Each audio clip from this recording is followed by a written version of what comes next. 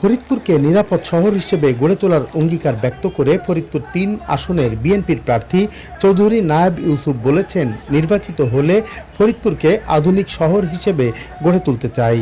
অবকাঠামোগত উন্নয়ন সহ ফরিদপুরকে বিভাগে উন্নীতকরণ, বিশ্ববিদ্যালয় স্থাপন সহ যোগাযোগ ব্যবস্থার উন্নয়ন করতে চাই।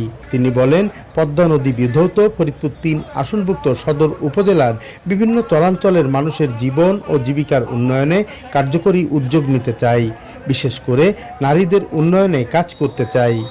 সোমবার বিকেলে শহরের ময়েজউদ্দিন উচ্চ বিদ্যালয় মাঠে নিজ এলাকার উন্নয়নে ইশতেহার ঘোষণাকালে তিনি এসব কথা বলেন।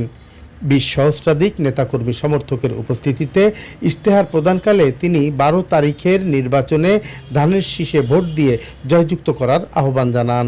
পরে চৌধুরী নায়েব ইউসুফের নেতৃত্বে হাজার হাজার নেতাকর্মী ও সমর্থকদের অংশগ্রহণে কয়েক কিলোমিটার দৈর্ঘ্যের মিছিলটি শহরের বিভিন্ন সড়ক প্রদক্ষিণ করে গোয়ালচামট মডেল মসজিদ এলাকায় গিয়ে শেষ হয়।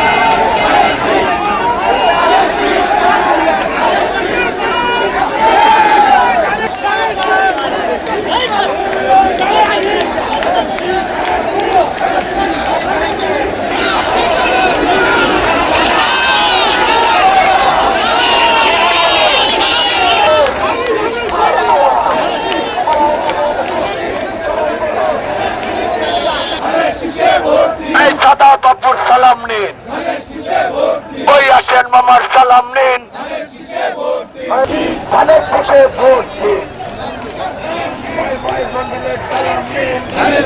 ভোট দিন, ধানের শীষে ভোট দিন।